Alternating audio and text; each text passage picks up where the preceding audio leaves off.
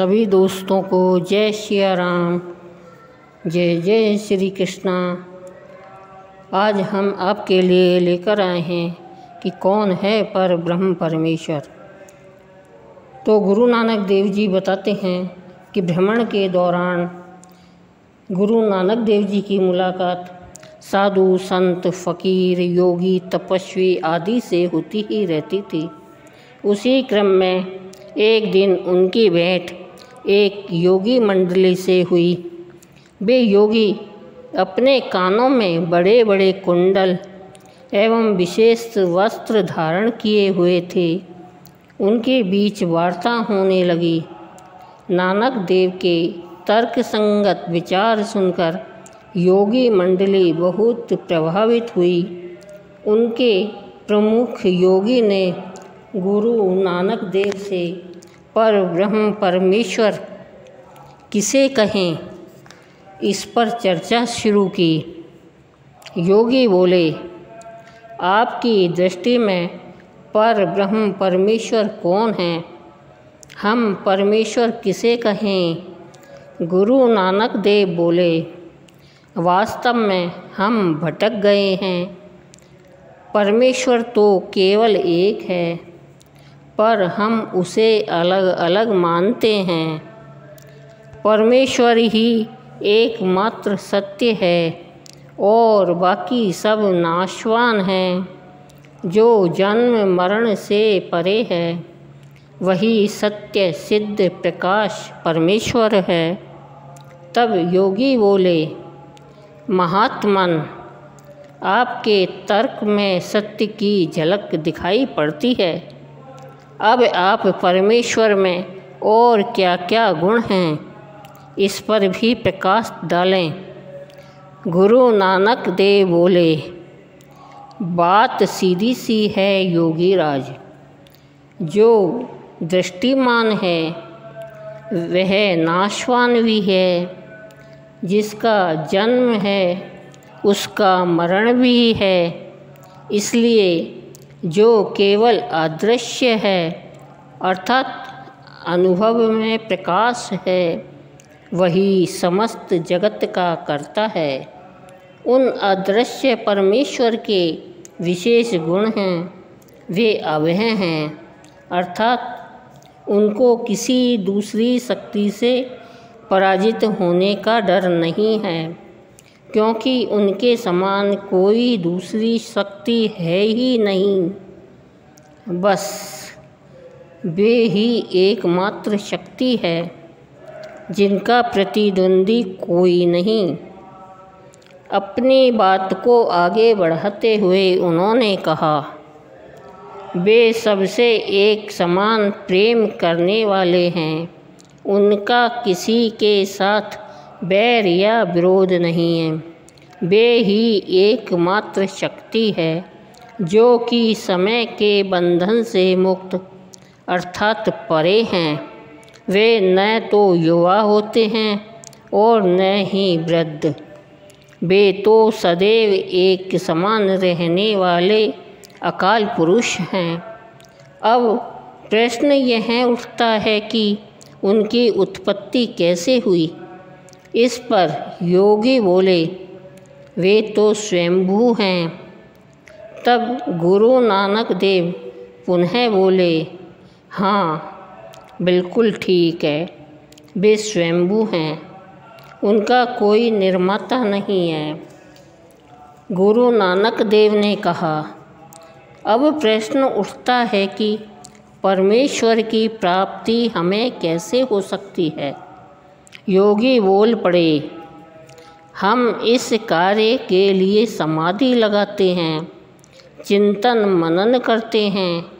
उनकी बात सुनकर नानक देव बोले, जब तक आपके पास किसी पूर्ण पुरुष का मार्गदर्शन नहीं होगा तब तक यह समाधियाँ तथा चिंतन मनन व्यर्थ है, क्योंकि सच्चे गुरु के मिलाप के अभाव में आपके किसी भी कार्य में सफलता के अंकुर नहीं फूटेंगे।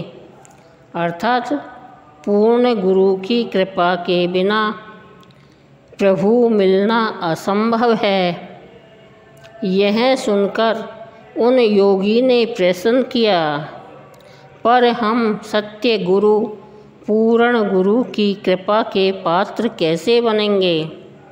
गुरु नानक देव ने उत्तर दिया, गुरु की आज्ञा पालन करने से ही हम परमेश्वर की कृपा के पात्र बन सकते हैं। उन योगी ने दोबारा प्रश्न किया, आप बातें तो सत्य कह रहे हैं, परंतु प्रश्न अभी भी वैसे का वैसा ही है। हम यह कैसे जानें कि गुरु की हमारे लिए क्या आज्ञा है तथा उनके आदेशों का पालन कैसे हो?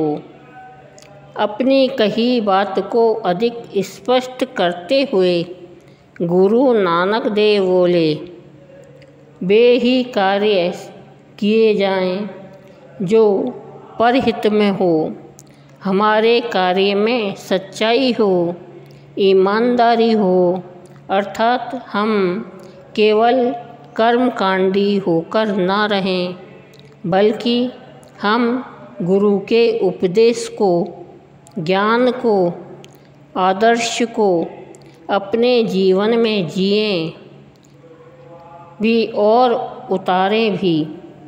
अन्यथा केवल कर्मकांडी बने रहने से गुरु की कृपा प्राप्त नहीं हो सकती और गुरु की कृपा के बगैर परमेश्वर की प्राप्ति नहीं हो सकती। उन्होंने आगे कहा, गुरु की आज्ञा के पालन में प्रसन्नता का अनुभव करें, उसे भार समझकर नहीं करें।